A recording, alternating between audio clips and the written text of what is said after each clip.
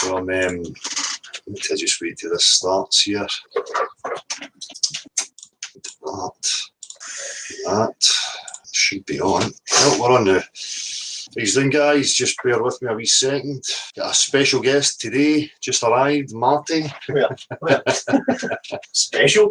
You calling me special? Aye. Well, That kind of special. J40, this stuff makes Dale more mentally ill by the day. Oh, Jay. Oh. Jay, why don't you get your wee Fartonius in here, along with the rest of your sophist pals to sort you out. Right? The only ones that are mentally ill are those still believing in the globe religion. Right? 12 monkeys. Aye. The lunatics are outside the fucking asylum. Yeah. So, I've got Marty here, which is an added bonus. Very nice to see you, my man. Hello. Gav will be here, and Marshall, obviously. I'm just going to have a laugh. I got up this morning and I've seen this like Pontchartrain thing with the curved water and the curved poles or telegraph poles. You seen this? All right, aye. This is curvature of the earth, apparently. So the fuck it is. So, you know. So if you were standing at the right hand side of that, you would actually see it like a rainbow. Well, this is the point I'm actually going to get to, you know, because again they want to invoke and cherry pick when it suits them. Aye, and use, you know, but we don't have it on the x-axis. No, you're not allowed that. It's only ever straight out in front of you. But I'm going to get through it. I'll go through it when Gav gets here as well. So just bear with us, people. As I say, these sophists, these trolls, these whatever you want to call them, whether they're just gullible, stupid people who don't understand science or what's actually going on. They don't want to lose their gold stars. I really don't care. It's all the same one and the same thing as far as I'm concerned. Sorry, Marty, 2 seconds. Just copy. So, where are we? Right, Sophism. You know, I don't know if anybody's new and you need to know what Sophism is. I suggest that you check it out. Just Google the word Sophism. It is used a lot with this globe religion. They use things to try and deliberately deceive people. They're using argumentation and things that don't really represent their actual claims.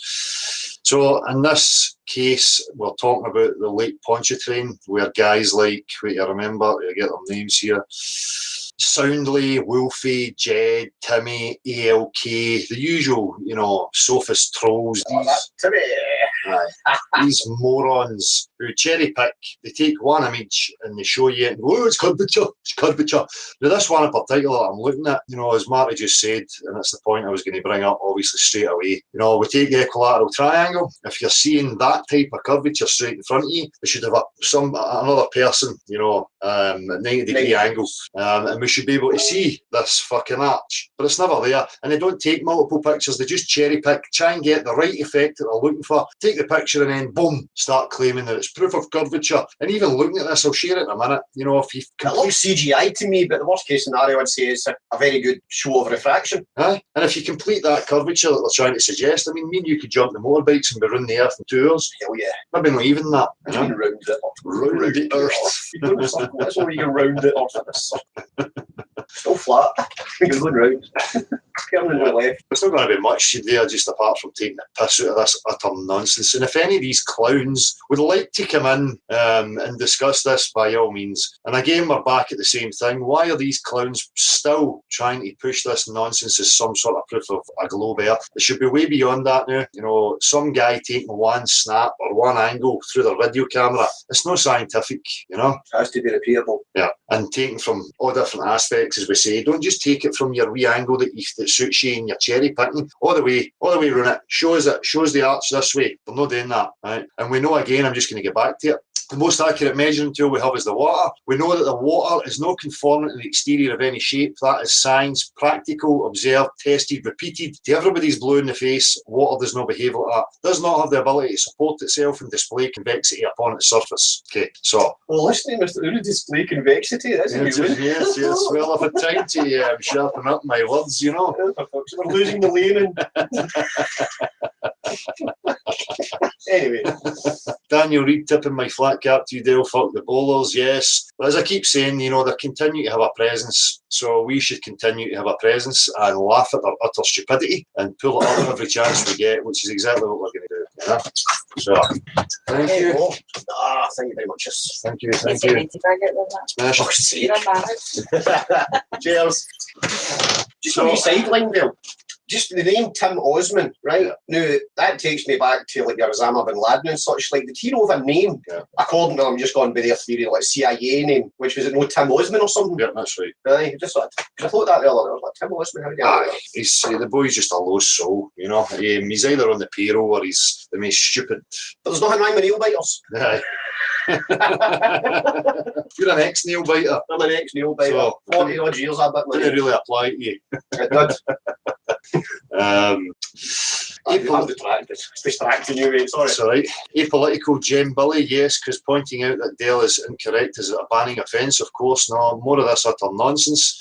We keep seeing these clowns pushing that crap. Oh, if you disagree with Dell, you get banned. No. If you push sophism and nonsense in your religious crap, you will be banned. The platform is always open and welcome to any of these sophist trolls to come in and prove their nature-defying cartoon globe, but they're never going to do that, right? And they know that it's not going to wash here, because the measuring tool here is water. They don't like it, right? And they have nothing, and they just know that they're going to look ridiculous. So, Gav, how are you, mate? You're muted there. I'm good, my man. Yourself? Aye, all right. Just having a wee laugh. So, Aye. Just bear with me 2 seconds, mate. I'm going to share this. I need to shut that down so that I can screen share what I was talking about. I think it's this one. So we should be seeing that. If you can let me know if you're seeing it. Aye, I can see it. Right. So this is what I'm talking about. You know, we have this video.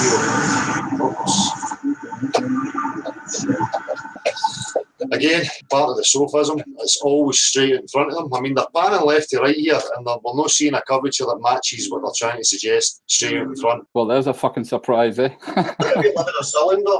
Aye. That makes sense. Aye, this is it. I mean, is that what they're suggesting? We're living in a cylinder. By our typical usual stuff, presenting images as proof of stuff, you know. Yeah. Absolutely no, talk about, what are their underlying assumptions, so you're supposed to kind of guess exactly what they're talking about. Yeah. I mean, we can go into that in a wee bit more detail in a minute, but, just showing an image and saying, that's it, look, it's just, it's not science. Yeah, and this other troll, this Alki, SALK, another Scottish guy's a total fucking embarrassment. Trying to prop this up. What a fucking traitor to human beings this chap is. Offers absolutely nothing but the same bollocks. So again, we have other sophists jumping on it and trying to push it as if it means something. And again, here, this guy soundly trying to prove curved water by viewing straight out in front of himself when he knows he's going to get an optical effect, when he should be smart enough to know that if he knew science and fluid mechanics, that the water is not going to be displaying convexity whatsoever. What was the other one that I found absolutely hysterical? Bear with me. I've got a good one too to show. Excellent, mate. I'll stop screen sharing in a wee second. So here we can see the sophistry in action. This is a Soundly chap again. And what he has here is a ruler with a bend in it, and he's showing straight in front. What you notice here with Mr. Soundly is that he never walks round to the side to show you the obvious curvature from left to right, because he knows he's going to get pulled up for it. Sometimes the words don't translate. Sadly missing on their model, it curves away on all sides from us equally. So, close it, please. So there we go. Look, always the same. This is sophism. This is them cherry picking and trying to push something that gives you an impression of curvature when it's no curvature. The water is no curve. It's playing on the minds of everybody nowadays, because everything nowadays is an image-based reality. So maybe they can just promote images, and here people are going to go, see the picture. Yeah. Absolutely. Yeah. Right, hang on. I'm going to stop that screen sharing. Hi, Gav. Let me just screen share the one I found. Well, it actually wasn't me. It was my buddy Orbic Fudpucker, but I think he might join in a minute. Excellent. But hold on, if you can see that screen. To compensate for the curvature of the Earth, the Lake Pontchartrain causeway was built roughly 2 inches longer than the distance it spans. That's about 21 miles. It was built in, I think it was in 200 different sections, So that would, I'd hate to have had the job that the one guy had to make sure that each section was 1/100th of an inch accurate.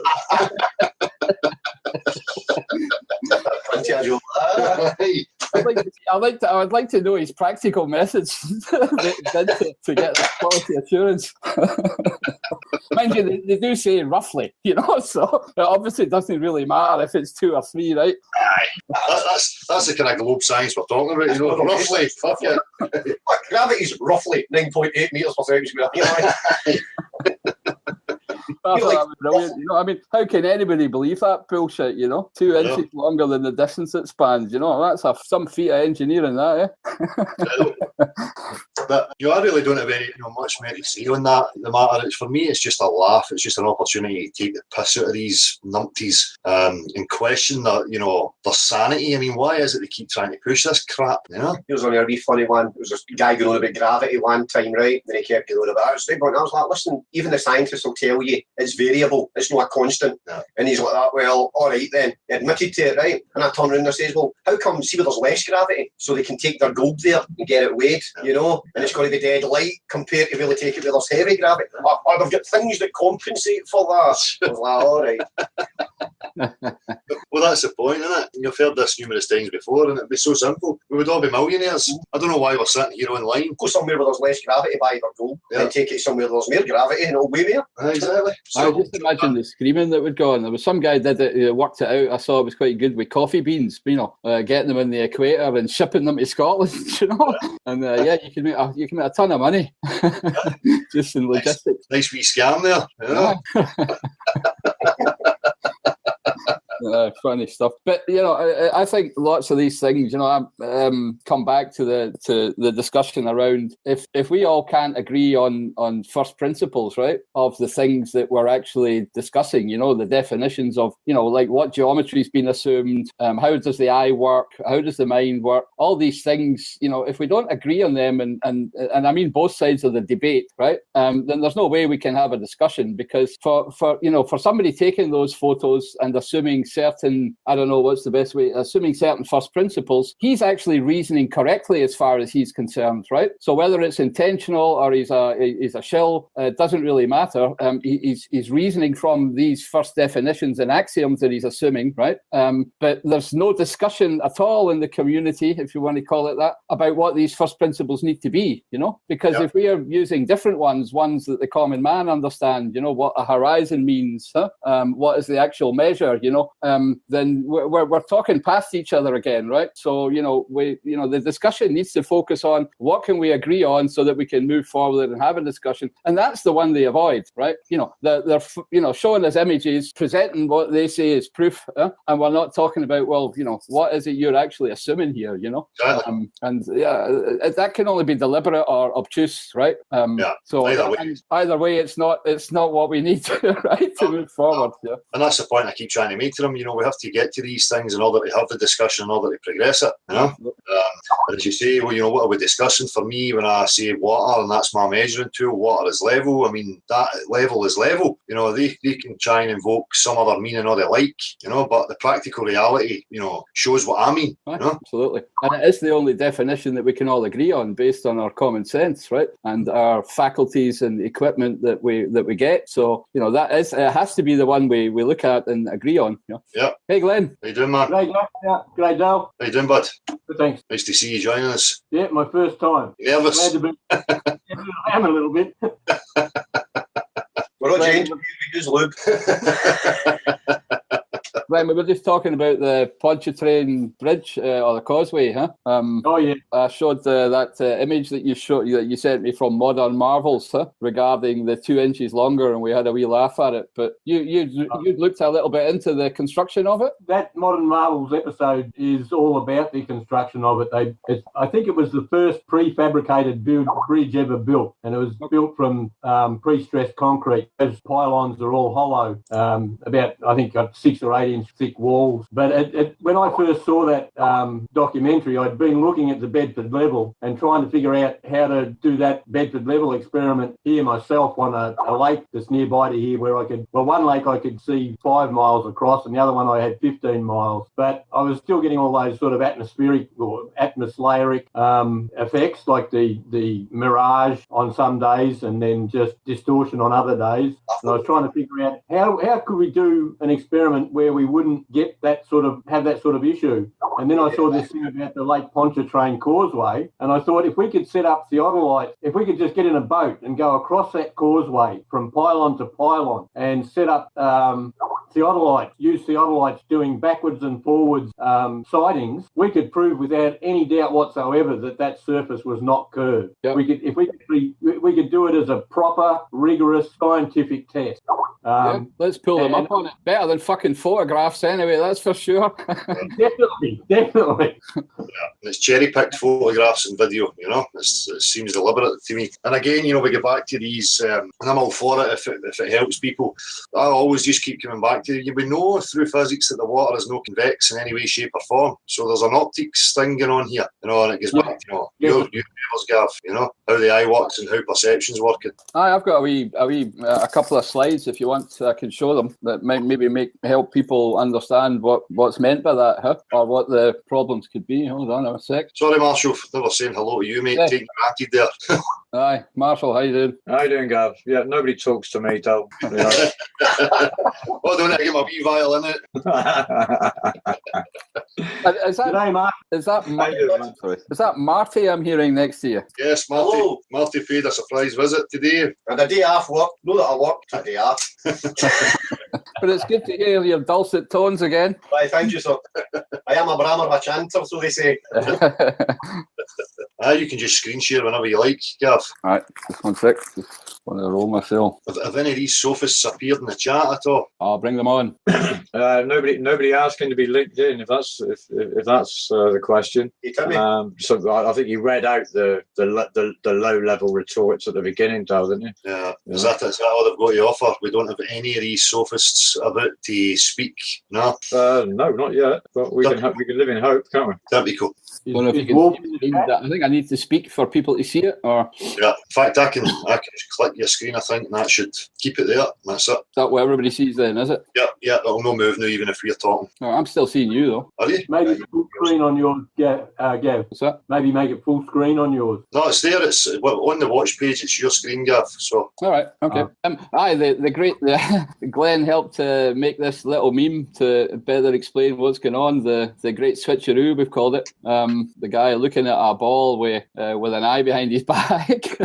I think it's kind of representative of the fact that they've got us all believing in this big idea, this spinning, rotating, whizzing ball, and yet we don't really completely understand how the eye works, and maybe just to go through this in a little bit of detail.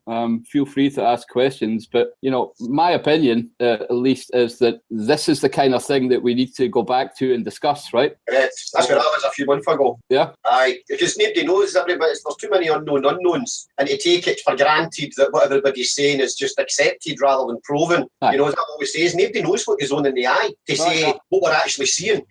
Because I'm convinced we actually live in a two-dimensional reality. We just have this perception of three-dimensional by walking around things, but we only ever see in two-dimensional. Well, I think you're correct there. That we see in two-dimensional. I do think we have a three-dimensional physical space, but we have a two-dimensional visible space that never gets talked about, which I would call the geometry of vision. Yeah. So maybe just to take the rest of the people watching down the path here, what we are told is that we live on this ball, right, and that we see stuff basically through Euclidean eyes. And when I say Euclidean, I mean like planar vision. So we're supposed to be on a rotating surface, right, and our visual perception when we look at things delivers objects to us which people reason to actually have Euclidean geometry, i.e. the tangible stuff that we can usually measure. And when they represent things to us, they show us basically ideas, right? And we've been conditioned to kind of accept that stuff, and we basically see pictures on flat surfaces, whether it's your TV screen, your mobile, your smartphone, a piece of paper, right? Or photographs like Pontchartrain. Or that, for example. Yeah. Now, that's the one way of looking at it, right? This little diagram here showing the ball, it's showing a little dot of somebody here,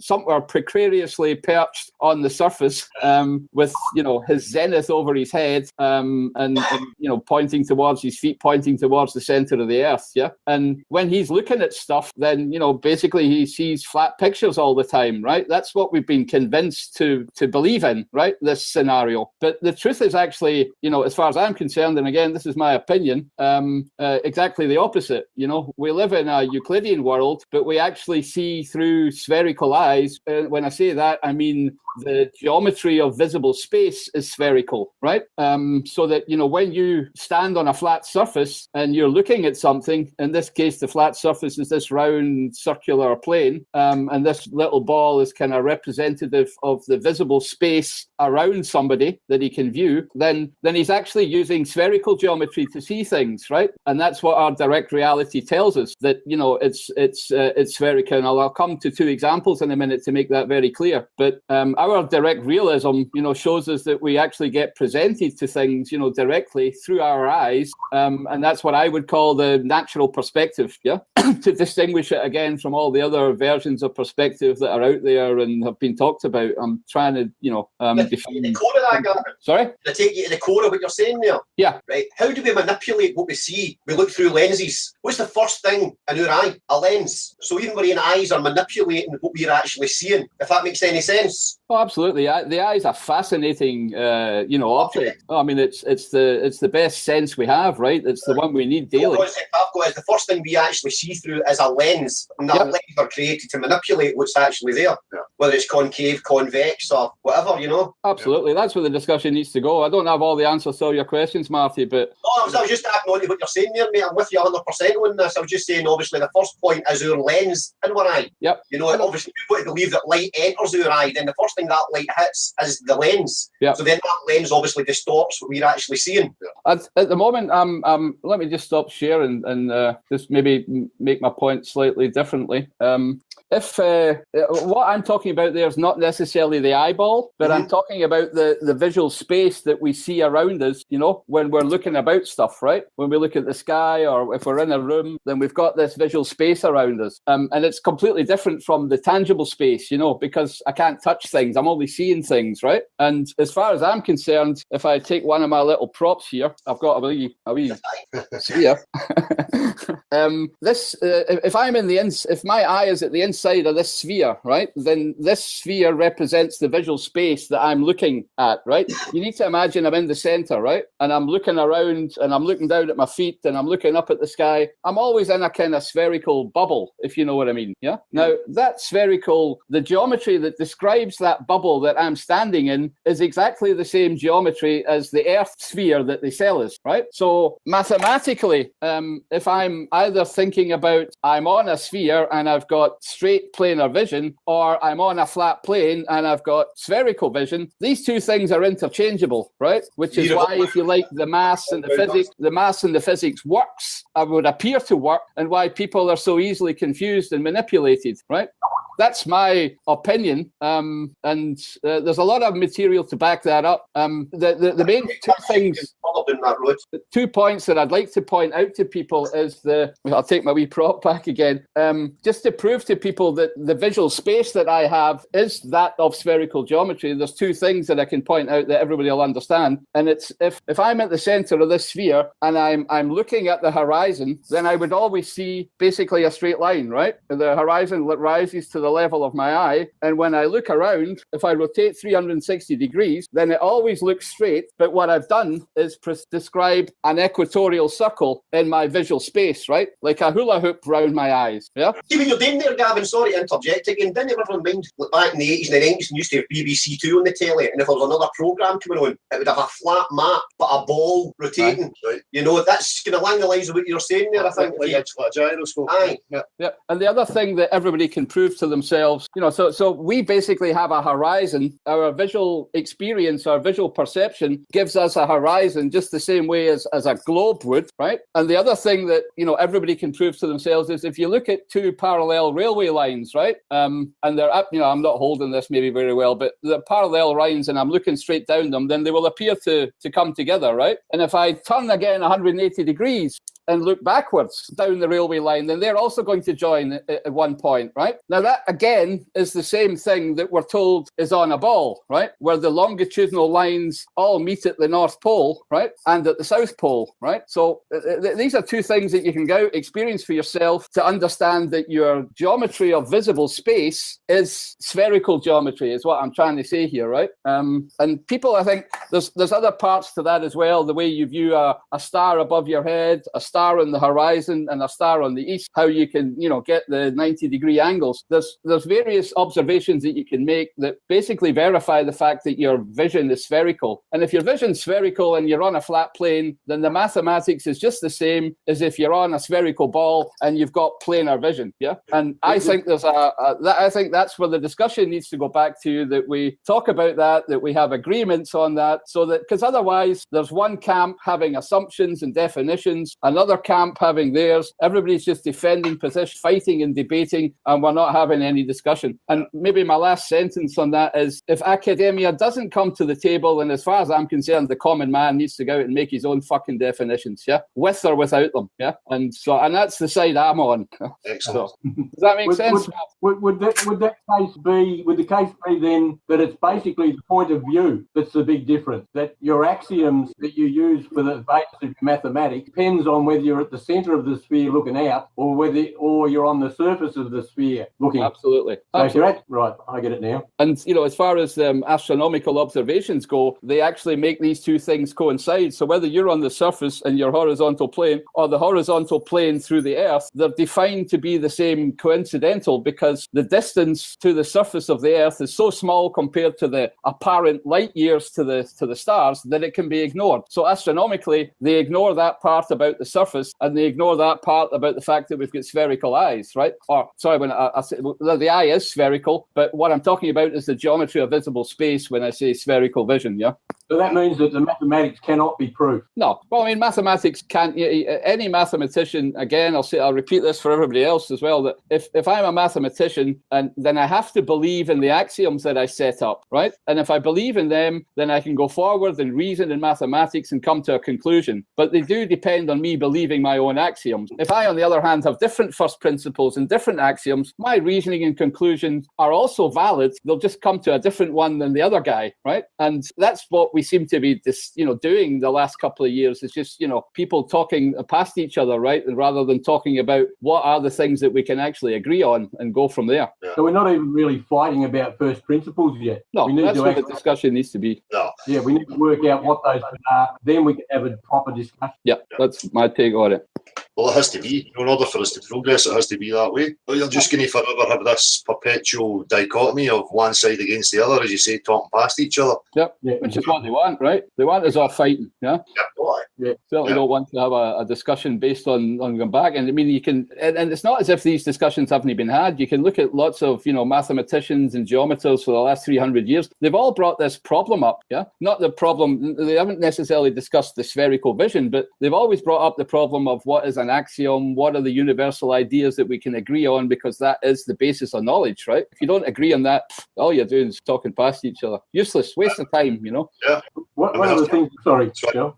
On you go, mate. One of the things that gets me is the way that the people who base all their understanding on these non-Euclidean geometries have basically come out and said that Euclidean geometry is wrong, that Euclid was a fool, that he didn't know what he was talking about. But I mean, when you look at his axioms, they're just so obviously true. It's ridiculous. Yeah. Not only that, Glenn, but every construction over the last 1,000 years, or how many years have been, based on it. Yeah. It worked fine.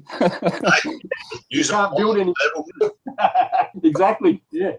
Yeah. I mean, and this question about a mathematician having to believe his axioms, it's the same as a historian, right? I mean, if a historian writes a book and says, hey, what I'm saying is factual, he has to believe that he had a reliable witness telling him, right? You have to believe in your first principle or something, So it's, a mathematician can't deny it. And a definition's neither true nor false. It just is, right? So, we're arguing about nonsense. Again, every time somebody shows me an image, all I can do is pull pull them up and, okay, what is it you're assuming, you know? And if you can't tell me that, then go and do your homework and then come and talk to me again, you know? Because we're past that, you know, this showing images and fighting about them, you know? Yeah, but this is what they're trying, and they're continuing to try it, and it's because, you know, it's to keep people in that dichotomy and keep people on both sides of an imaginary fence. Yep. You know? And we're not serving science or any progress, any justice by doing so. Not you know? at all. No, absolutely. And again, when it comes down to the nitty gritty and the offers here, there's none of these people are ever around to have that discussion. They want to avoid it. Yep. You know? Usually, why should I bother fallacy? We're just numpties. Yeah. They'll prove your point. Exactly. We'll just repeat. Exactly. Yep. And again, we're trying to establish tools that we can all use together in order to come to understandings, but we have to agree upon them. Yep. And I get back to it again. You know, the only thing that we all have in common with each other is our common sense. Yeah. The natural signs that we see with our touch, with our smell, with our vision. You know, those are the things that we all have and that we can all agree on. Everything else, you know, we can't. Yeah? So that has to be the foundation of any basis to move further on. Yeah. So. Yep. Direct reality. Yep. Yeah. That's it. That's what I go to, as I was saying a couple of months ago, because of the lens in the eye, and I just thought, says, I can't prove what my lens does. So anything beyond that is unknown. Yeah. You know, until I get past the eye itself, the lens, I'll get on focusing on the lens. But once I get that, well, I don't know how the fucking lens works. So what's the point, you know? Well, hopefully we can try and get to. We don't I use lenses in physics and stuff like that, through schooling and stuff like that. But that's when I realised I was like, a lens is just manipulating, you know? And anything that goes into your head comes through your eyes allegedly, and it's just getting manipulated for point one. Yeah. So how can you believe anything you actually see for what it actually is compared to what it is in reality? No, absolutely. That's why Dawkins and others really want us to believe that the eye is an imperfect, dodgy piece of equipment that doesn't really work properly. In actual fact, it's perfect. Based on the glasses. I agree with what you're saying, Glenn. You know, I think this always trying to prove that, you know, your senses are in some way fallacious is what they're trying to, you know, talk us into, right? So that we don't believe in them. And that is absurd, whether it's the eye or anything else, because lived life wouldn't be possible without them. So that's proof right there for everybody, right? You know, so illusions are possible, but they don't prove any defect in the eye. No, they just show our misunderstanding of how the eye works. That's all they're really doing with that. Yeah. Exactly. And what Marty says, you know, all these physical aspects of the eyes, you know, I mean, once you get past the lens, you've got all these rods and cones on your retina, right? And I mean, for me, as a direct realist, it is a material impression that I'm getting on my eyes, right? Light is hitting a substance that's there. It's physical. I can, you know, they can take my eye out and play with it and squash it, right? And light is hitting that and leaving some material impression on that material, right? So it's no different from me pressing an object and feeling, you know, some impression of it. You know, and when you think about the rods and the cones, then you get into that this fact that we've got visual acuity and limits, right? So we can only see 1 arc minute of space. You know, if there's a bit of physical space out in front of me and it's really, really far away, right? Then at some point, the rods and the cones on my retina, you know, they're not dense enough to be able to capture that 1 arc minute, right? And it's even worse than that, because there's also a natural diffraction limit of about half an arc minute, beyond which nothing can be seen, right? So, you know, these two examples are, again, research that needs to go into exactly how the eye works, exactly what are these limitations, and let's bring it back to those first principles. Understand that first before we go away and discuss images that, you know. The limitations is a part that a lot of folk forget about. You know, well, I'm in America. How can I not see the Eiffel Tower if we live in a flat earth? Because you're fucking looking out for you can be a clown. But that would be true even if it was a globe as well, you know. You could just as easily say that. Well, how can I not see Glasgow? You know, with my fucking naked eye from here, you know, it's retarded. Yeah. This is retarded. I mean, you have limits to your vision, and beyond that, nature also has diffraction limits. You know, where two light sources from the extremities of an object are that close together that you basically only see one light source. So anything in between the two extremities of an object, if the stuff is really close together, you don't see anything in the middle either. It's lost to sight, right? Because all you've got is one smudge on your retina, right? So, you know, I mean, those kind of things need to be talked about, discussed, fully understood, and agreed agreed upon, and then we can have a discussion. Yeah. Basically, science has to start again.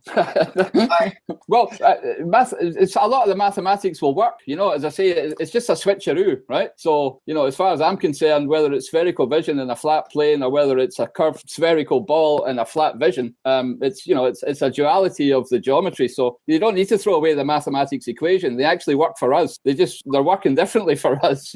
Planes will not fall out the sky. They're claiming things as proof because they're claiming that their explanation is the only plausible explanation, and that's just not true. I mean, of natural perspective, if you look into natural perspective, it is equally plausible, but the big plus to it is that it's actually provable by experiment. By direct reality. Yeah, we can use it as we're talking about evolution at one point, and they turned around and he says, well, what else is there? I was like, well, actually, there could be anything. I was like, because you don't put limitations on your hypotheticals. I was like, it could be aliens, it could be a god, it could be this, could be anything. And he's like, no, evolution's the best one out there, so that's what I'm going to believe. And when he turned around and says that, I was like, that's just the level of the book. It's the best one out there, so I'll just believe that. Well, even the mainstream. What basis is that for your life? They push that kind of stuff. I've heard that from various people before. Well, you give me a better explanation. Well, I'm not interested in explanations. As you say, direct realism, it's what's actually tangible. An explanation means absolutely fucking nothing. I think that's spot on, Dale, because science seems to have mutated into the best explanation must be right, yeah, and that's not fucking science, right? Oh. Just because I have an explanation for something, doesn't make it better or truer, right? And that's a fallacy right there again. I always turn and say, the sun used to be a ball of fire, or then it was electrical, then it was nuclear, now it's plasma. Yeah. At what point are people going to realise they don't know what they think they know? Yeah. It's just all hearsay and repetitive. Well, that's been my whole push, is trying to say that to people. Listen, you need to separate what you're repeating and what you think you know, and what is your actual direct experience? Any of these things, whatever, regardless of what subject that people are bringing to you in your life. It's funny you should use that word, their experience, because one of the mantras that I cannot stand, right, and you hear it from everybody's entitled to an opinion. Yeah. Not my fucking opinion, the only because the only people that are entitled to opinions are people that have got experience. Yeah. Everybody else is just frivolous fucking hearsay for whatever sounded the best for them. Yeah. The only people that are entitled to any kind of opinion are people with experience, not learned or indoctrinated / educated people. Yeah. People with actual experience. Yeah. That's who's entitled to an opinion. Exactly. Sorry, I people with opinions, man. Fucking rude. We talked about that the last time too. That this explanation for a best or the best explanation is somehow mutated into being a consensus, right? Just because lots of people share the same opinion doesn't make something right. Yeah? And it's a fallacy, right? So and I come back to the consensual, which means that we together experience the same thing, or sense the same thing. That's where the language abuse is again, and where we need to get back to. Yeah. Right. So curvy water, what do we all experience and sense every single day of our lives? We don't get curvy water. Exactly. So that's principle number one. Yeah. Like Marty doesn't like people saying that everybody's got an opinion. One that pisses me off even more is that everybody has their own truth. Yeah. Of crap. If you're a guy in a pub. Well, that's it. We come at the top of objective reality. There only is one truth. It's no subject. Somebody's subjective, wishes or whatever's not going to affect reality and change it in any way, shape or form. I think that's one of the biggest problems. Too many people are trying to make subjectivity objective. Yep. No, there's grey for a reason. I'm right. It's me that's right. I got a gold star for the teacher when I was 6 that told me I was right. You'll take that gold star away from me. It's like Thomas Reid talking about causation when he says that people are saying that, one thing happens, then the other thing happens. Well, the first thing that happened is the thing that caused the second thing. And Thomas Reid points out that, okay, so that means day causes night, or night causes day. Doesn't make any sense. Yeah. No, exactly. That's it. That's where you can apply these things, and they apply it to everything and generalise and sweep it across the board. Yeah. I think what specifics and promote that as a generalisation. Hang on, that's a 1 in a million thing. What are you talking about, Giblet? That's right. I mean, that's just cherry picking. It's the same thing, taking one thing, building analogies around it, right? To, make suggestions into people's heads. Yeah, they've got ideas. They start to believe it's true. They repeat it often enough, and all of a sudden you've got a subjective opinion that's taken to be a fact of nature. Absolute bullshit. Not science at all. No, and it's just that fallacy. You see, you'd be as well saying, well, there's a billion Muslims or a billion Catholics, and they all believe it and claim it's true. So therefore, because there's so many of them, it must be true. I mean, it's total nonsense. Yeah, they're all numbers. And then the fallacy of, well, everybody has to be lying. Well, that's utter bollocks as well, because look at us. We all believed what we assumed to know, and we weren't actively lying. I didn't actively lie about the globe for 30 odd years of my life. I just believed it.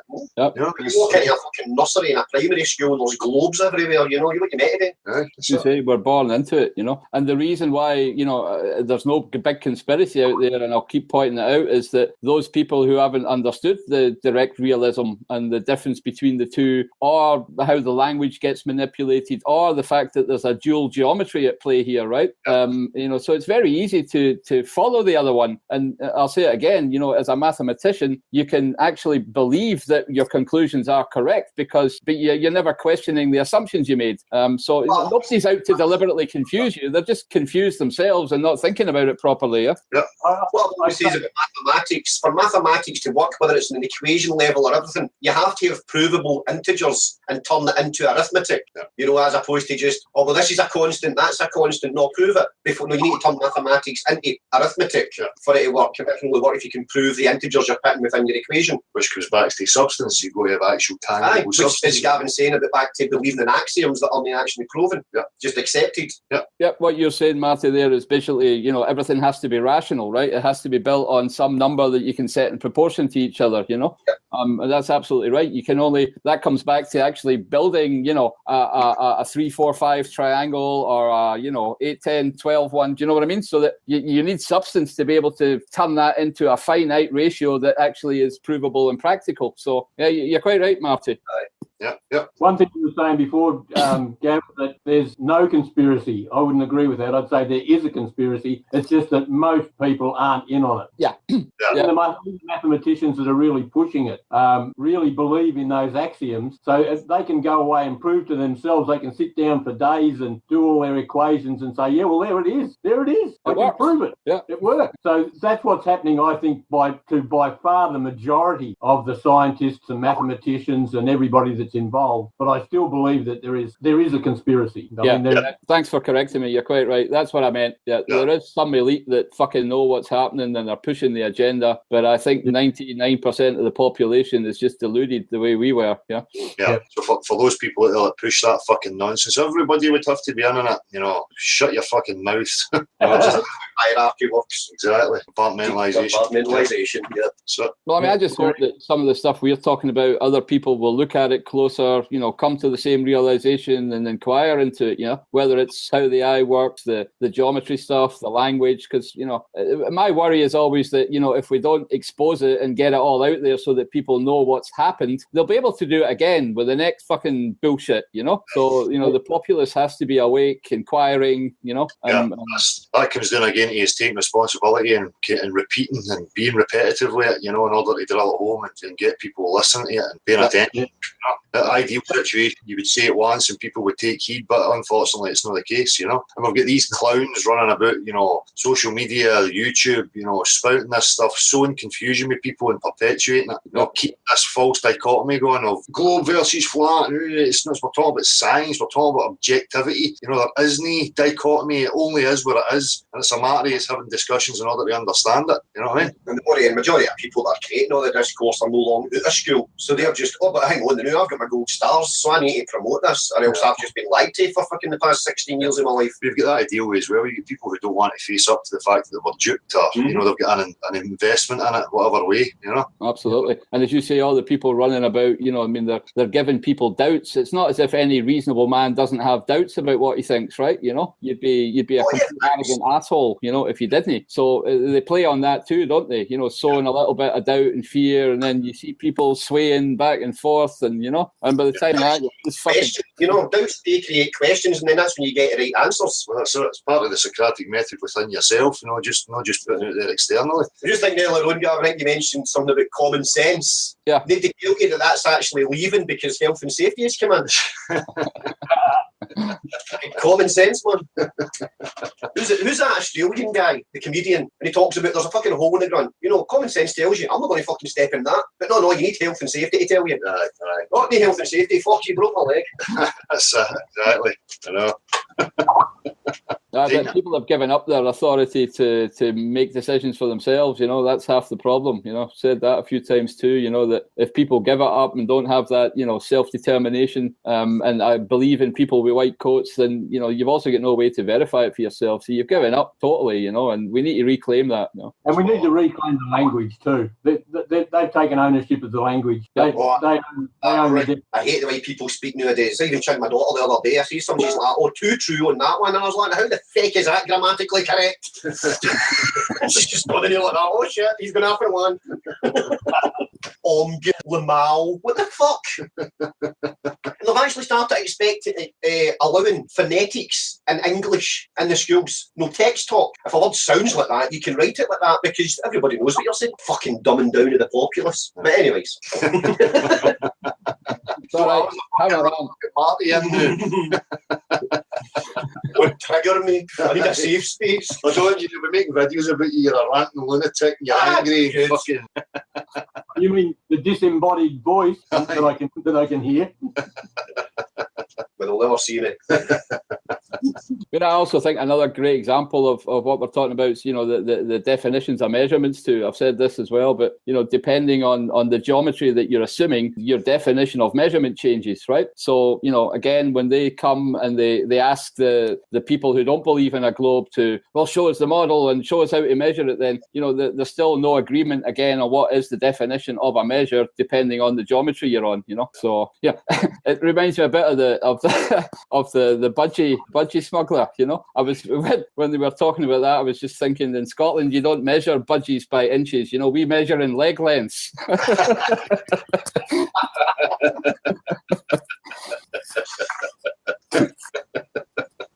Half a leg.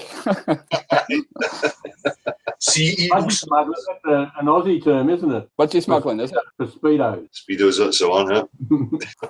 So you can see where they've implemented this, and as you say, even if you're talking about the health and safety, it's like, to me, it's almost like, are they giving up their fucking common senses? Are they, let's put this in here as test to see if they are actually that fucking gullible and stupid. Nobody knows how to think anymore. Yeah. They're just waiting on a list on how to live.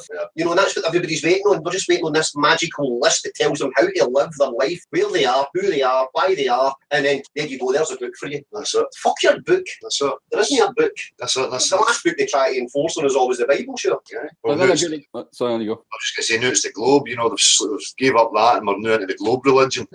Another good example is in the computing world, there's a big hype at the moment about cognitive agents, things like chatbots that, you can ask them any question and they'll answer you, because people don't want to make their own decisions or think anymore, All they do, they speak into a machine, they get the answer, and But it's another example of people, not fucking being actively inquiring anymore, I'm telling you, when I was out at Quick Draws and he's got his iPhone out, and I'm like that, does that make you intelligent? He's like, I can ask this thing anything that'll answer me. And I was like, so who's fucking intelligent? You're that fucking inanimate object you're playing with, or touching. You're a fucking toucher. All you're doing is touching a screen, mate. You're low intelligent. That's what they've done. They've gave up. It's a new god, isn't it? This interweb. Mind he's sorry, his best response was, because of the technology and all that, because he's got an iPhone and I've got a fucking Walkman phone. He turns, he's like, you're going to get left behind. And I was like, where's everybody going? Mate, I've got a dumb phone. Is that why we need screen? It's only got buttons that makes noises. I need to put a key in the back of the mines and wind it up.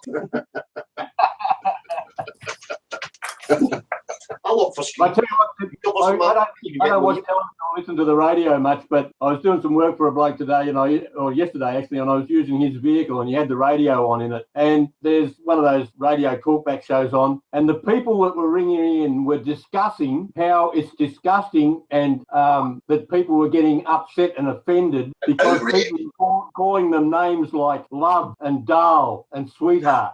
You're not allowed to call people those names anymore. If you sort of walk into a shop and you bump into somebody, oh, sorry, love, you're not allowed to say that anymore. You've got to say, oh, sorry, madam. Sure, there's laws passed in Canada. If somebody wants to identify as a certain name, you have to call them that name or you can face jail. Yeah. Oh, yeah, that's just outrageous. They're trying to change the law in Canada so that, you can actually end up in jail for not respecting what somebody wants to call themselves, even if they want to call themselves a zebra or a pink unicorn. Well, to me, that's where it's gone really wrong, because obviously, yourself, I'm more into attacking that kind of social justice stuff nowadays than the flat earth thing, is because that's enforced language. It's bad enough restricting free speech, but to actually enforce language and telling people what to say, that's a line beyond, But anyway, that's a sideline anyway. We're probably off getting off. Just while I'm on that radio program, they also mentioned that there's Australian politicians pushing for the establishment of an Australian space agency. Hey!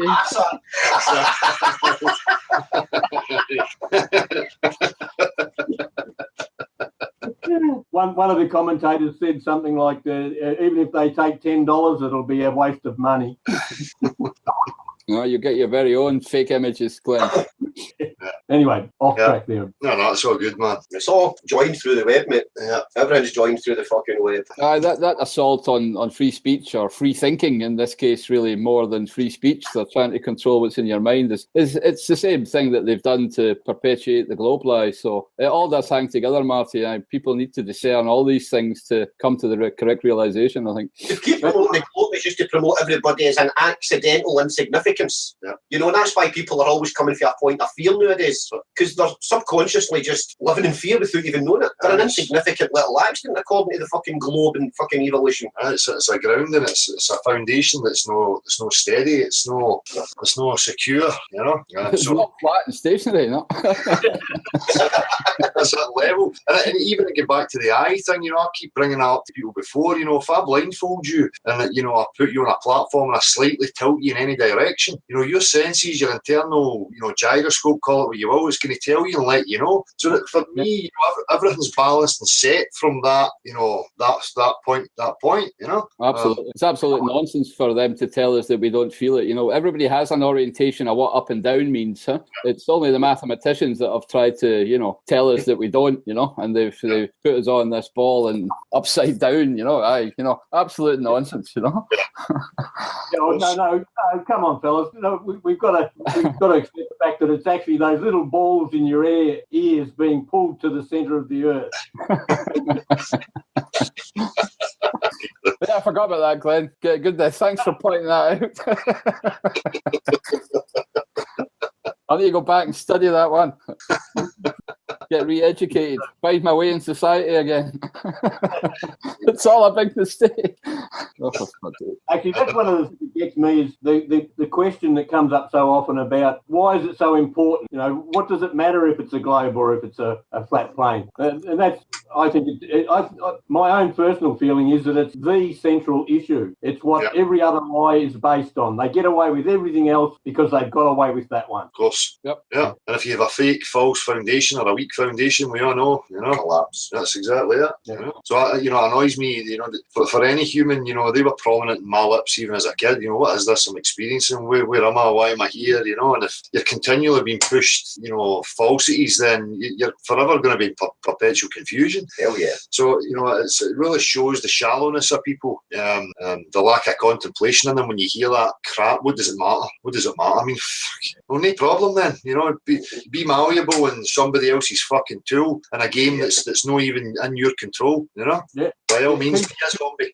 keep eating poison, keep letting them inject poisons into you, let them keep taking your money, let them keep you in slavery. All these every aspect. I keep trying to find an aspect of life that they haven't deceived us about. I still can't find one. Absolutely true. The worst poison for me is belief in these ideas that people adopt and incorporate into their mind as if it's something, that's part of their direct experience, and it's not going to serve you any purpose apart from causing you confusion. Don't drink the Kool-Aid. And the Kool-Aid's not just a physical Kool-Aid, it's these ideas and beliefs and all these things that are out there, I actually disagree with you slightly there, Del, only in as much as I think we can only believe. It's those dogmatic beliefs that are the problem. Yeah. An aggressive enforcement of a belief system. No, thank you. I'll walk the opposite direction. How dare you disagree with me, Glenn? Do you not know the protocols here? If you disagree with me, sorry, mate. Sorry. Fucking ban. Just to add on to what we were saying earlier about people bound into authority and all that, that's indoctrinated through the education system as well. Yeah. Oh, they want to ban fucking schools. Yeah. Oh, absolutely. Yeah.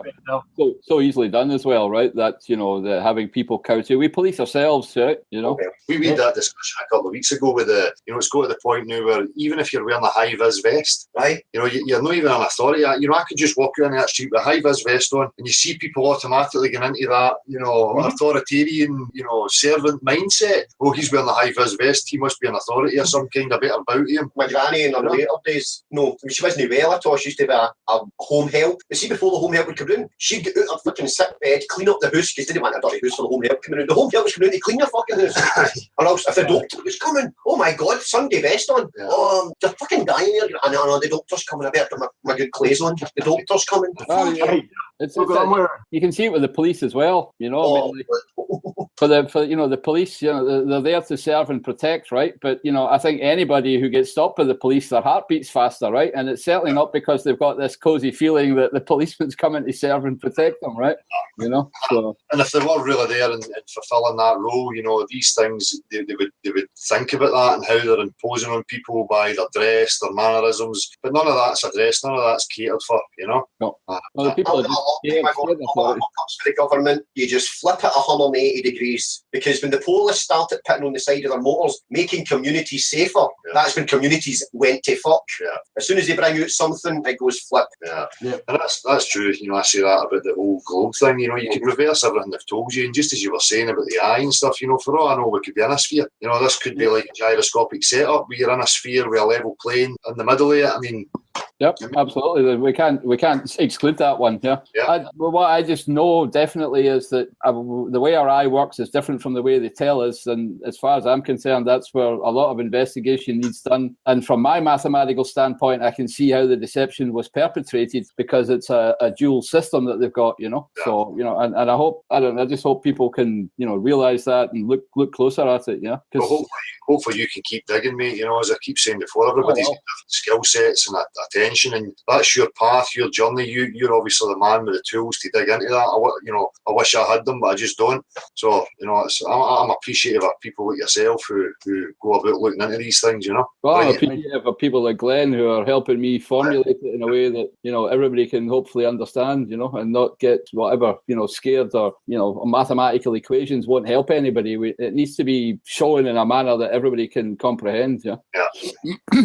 Just need to keep at it, guys. Absolutely. We're not going away, that's for sure. Exactly. And that's the point of putting to these clowns, that are running about. If they're claiming they're scientific and reasonable in any way, shape or form, they would be coming to the table for this and pushing the same as we are to have these discussions and try and work these things out.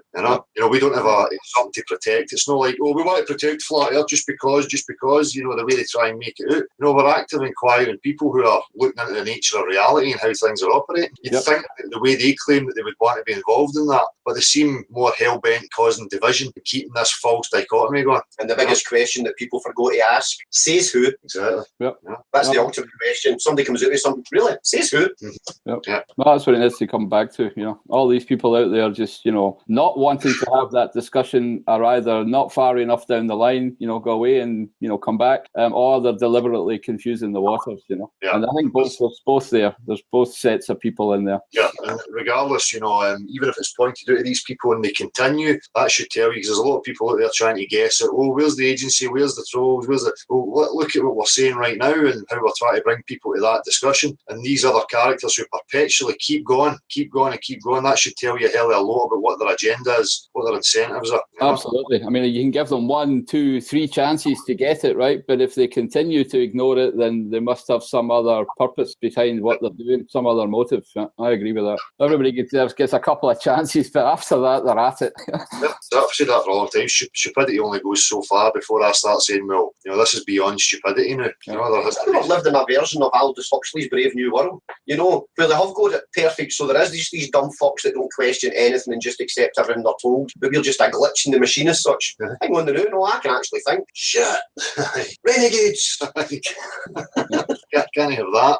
They've come out their own shelf. It's like, I don't know why I thought of it, but just at this moment while we were talking about that, I was thinking about rocket propulsion. Why does anybody believe in the concept of rocket propulsion in a vacuum? And it just, all you've got to, when people talk to me about it, I just say to them, what happens if you take a jet ski out of the water? Where does it go? No fucking where. Exactly.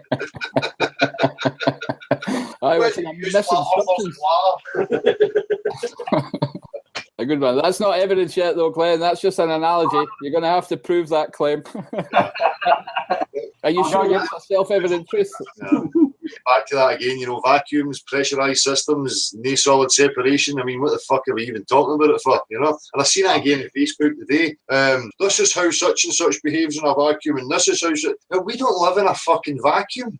Why are people continuing to push things about vacuums and how they behave in vacuums? We live in a pressurised, gaseous environment, Well, actually, it seems somebody tries to show me a vacuum. I'm like, what? This is a vacuum? What is vacuum about? Oh, I've sucked all the air out, so there's nothing in there. But you still got it sealed. Yeah. Right? So for you to have your vacuum, you need to have it sealed. Yeah. So explain where atmosphere disappears and space starts. Exactly. And going back to rocket propulsion, talk about they say that balloon analogy. And once you let go the what do you call it, the nozzle on the balloon, and the air starts pushing out, they claim that creates a equal and opposite push against the opposite side of the balloon. I mean, that's just absolute pesh, to put it into Scottish. Everybody knows, every scientist on Earth must know that the pressure against the entire inside surface of that balloon is going to be the same on every part of it except at the hole. Yeah. And they're trying to tell us that it's on exactly the opposite side of the balloon, so that's why the balloon moves away that way. It's got nothing to do with the air pushing against the air as it rushes out of the hole. It's just so ridiculous. It doesn't want to make me laugh. It makes me want to cry. People that sort of stuff. Again, if a mathematician pulls you up on that, and he has certainly different axioms and definitions, then he believes that that's perfectly reasonable, Glenn. Yeah. So, But where's the practical examples? It's just my mantra all the time. Show me it in practical reality. You don't need to do that in maths, Dale. No. You just need that in physics, and natural philosophy, and science. But maths, no, we don't need to worry about physical space or substance. We can just make models of everything. Numbers. Yeah. I think maths is just painting by made-up numbers. Yeah, numbers and ideas. Exactly. Which is why it's classed as a form of science, Yep. So I don't know if anybody's got anything else to say about the Pontchartrain nonsense. I'm just going to shut these windows down because I don't have them anymore. No, I just keep coming back to that, that accuracy of 2 extra inches to account for the curvature along that. What was it, Glenn? 21 miles, or how long is it? It's 24 miles long. 24 miles. And that Modern Marvels program, every time they go to an advertisement, they'd have a little meme page come up. And I'd been watching the video a couple of years ago, actually. I was just sitting there watching it, and it gets to about 3/4 of the way through, and they go to an ad, and that thing comes up, and I just pissed myself laughing. I just thought, you've got to be joking. 2 inches over 24 miles to account for the so-called curvature of the Earth. Give it up. It doesn't even make sense according to their mathematics, yeah? Never mind the practical fucking difficulties involved. They're the ones that claim there's an 8-inch curve per mile squared. That's their claim, not ours. And apply that to 24 miles and get a 2-inch difference in the length of the bridge. Give me a break. Yeah. If you actually read up and follow it through, you realise when they completed the bridge, it was 2 inches long. are 2 inches too long. That's when the guy get fired that couldn't get it to 1/100th of an inch. This last beast is 2 inches long, 10 inch off either side, and don't tell anyone. That's what they do in real life. Huh? I've got to admit, sometimes I'm laughing now. I'm only laughing because you guys are laughing, because sometimes I haven't got a clue what Marty just said. I was going to say that, I think we'll need to slot in some subtitles. Does one require a phone voice? Yes. Okay. Yes, you have to turn on Sean Connery. Oh dear. Yes. I will get complaints, Oh dear. Well, tell this complaining. I don't give a fuck. Yeah. I think we've said all we can say about the Pontchartrain. Yeah, we can move on and get back to asking other people to come and discuss first principles with us, please. Yeah. So again, the offer's there for any of these people who think, they know what they're talking about. The offer's opened. Let us know and we'll have you in and we can have that discussion. Yeah, actually, that's a good invitation. An invitation to discuss first principles. Yeah. Then we can go somewhere. Until we've got those, we can't go anywhere. Yeah. So we know they'll be listening, the Timmies, the Gems, the whatever's out there. Where are you? You can run about making your fucking hit piece nonsense all you like. You're just proving to me beyond any shadow of doubt that you're an incompetent fucking numpty. It's not worthy of having any discussion, until you can raise your game and come to the table. There's a difference between having a discussion where people are actually progressing through their own ideas, almost to the extent of Chatham House. You can just say what the fuck you want and put it out there. Yeah. As opposed to what you're getting nowadays is just repeat, adding infinitum. Yeah. Right, you've said that. I'm not interested in that because it doesn't work. Yeah. So somebody else will do the exact same thing. You're going to give him a discussion. No, you get to a point and you say, listen, that's been brought in, debunked, get it to fuck. Yeah. Somebody might translate. I'm not into defending any positions, that's not what it's about. That's the false dichotomy. So it's got to be an open discussion, first principles decided upon. That's my opinion. Yeah, and the common theme is that we're all interested in establishing what the objective reality actually is. Focus on the core rather than the symptoms. Yeah. See all their images and all that, and that's symptoms, right? Fuck that. Just get to the core, because if you get to the core, that's when you can get the cure. And that's why I was appreciating Gav earlier on about the eye, because that's where I took it back to core. Hang on, the where's it all focusing on? Our eyes. Yeah. So you need to take it back to that. So no matter what comes to the table, take that back to the core point rather than dealing with symptoms. Exactly. Symptoms are subjective. The core is objective. Yeah. Well, again, I'll come back to that too. This geometry of vision thing, I've looked at all the mathematical books and texts I can find spanning 400 years, right? Since they started English. And not once does anybody talk about the geometry of visual space, which I tried to describe earlier with the horizon and the parallel lines meeting at 2 points. It's spherical, right? And nowhere will you find anywhere in the literature, apart from, smallish publications or unknown philosophers like Thomas Reid, will you find anything. Nobody has addressed that whole geometry of vision in more than 2,000 years. And my question is, why not? Yeah. And could it just have something to do with what they're telling us? Yeah. Yes. Yeah. And that's when you can see this with the whole symbolism with the fucking eyes and the fucking eye, the pyramid. The eye is seeing all. Yeah. That's it. It's the all that you're seeing that people are dealing with rather than what is actually seeing it. So going back to the faction of who knows, it seems to me that they know and they're sticking out there and rubbing it right in your face. Big giant wind-up, they're all sitting in a room giggling. Yeah. Exactly. They live in a ball. Exactly. Going back to what Gav was saying, Thomas Reid put it a slightly different way, where he said that from the global point of view, they've tortured it from the tangible point of view, looking at tangible geometry, they've tortured it every which way but loose, and yet they've not looked at the geometry of vision at all. No mathematician has discussed it. It's Hey Marty, here's a good picture of Einstein laughing at us. Upside down. He's usually get his tongue out, but here is a picture of him showing an eye, showing the retina. The only thing missing is his tongue.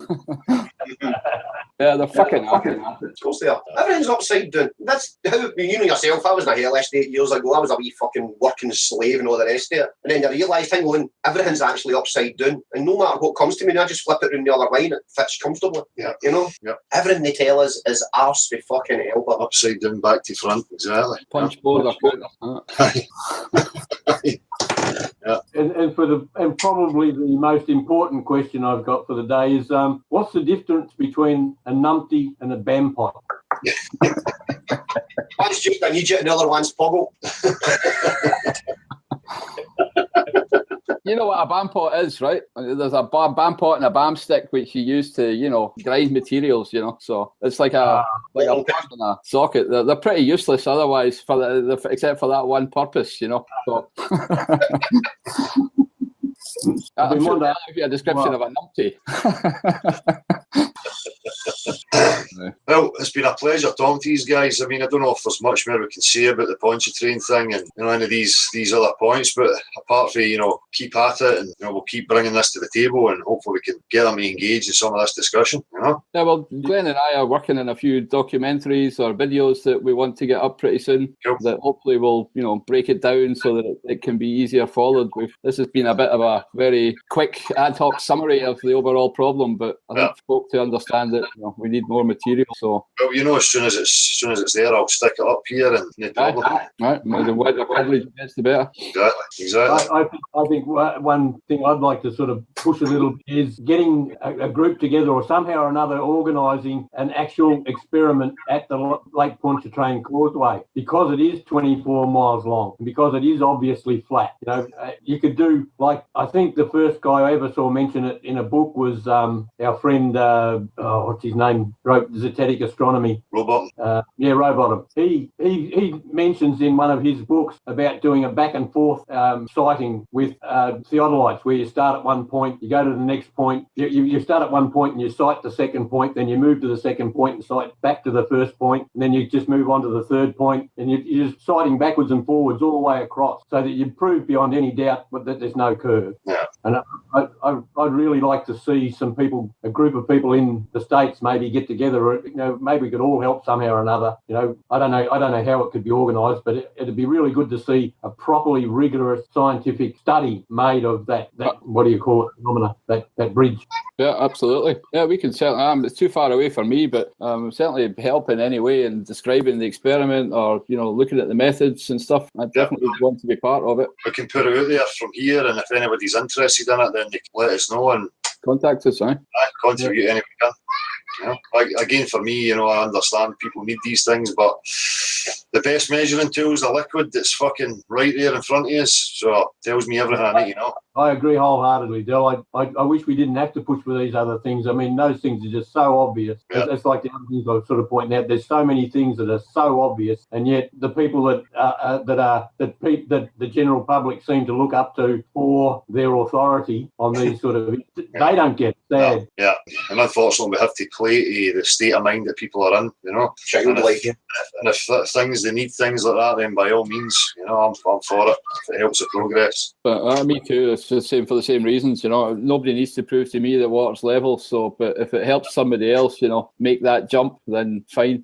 But exactly. For me, it's self-evident truth that is beyond proof. Yeah. It's a fact of reality. That you have to go far to try and deny it to yourself. I just all you need to do is ask people to imagine what it would be like if water stuck to the outside of stuff. Imagine trying to get through a day. In Scotland. Peering through your fucking time. Can you scrape this water off me? I can't see. Right. And nobody would ever be lost at sea because we'd see the silhouette of them on the top of the water. Oh, sinking ships, we can see them. Look, here it's there. Until you zoom in and you realise they're only sinking. Yeah. Well, listen, guys, it's been an absolute pleasure. Let's keep at this and do it again soon, hopefully. No, no bother, man. Good chat. Excellent. I'm no longer nervous. Thanks, chap. Excellent. Appreciate you coming on, man. You've lost your virginity. I've lost my virginity. You'll not hear yourself fart. Guys, nice to see you again for the first time, Marty. Cheers, bud. Appreciated. Cheers. Sorry, Glenn, I missed that there. You broke up, mate. I just said good to talk to you, Marty. You too, Del. It's been real good fun. Well, you're welcome anytime. You know that. We'll just keep at this and keep bringing it to the table. You know, as I say, the projects that you're working on, I'll put up here right away. Whenever there's something there to offer. No worries. Cheers, man. Cheers for the blether, lads. Really appreciate it. Yeah. A nice wee afternoon. Aye, thanks. Marshall, cheers, mate. Appreciate it as always. Is Marshall still here? He's there, eh? Oh, I'm still here, mate. Good on you, Marshall. Good to talk to you, man. Yeah, cheers, man. I've enjoyed the combo.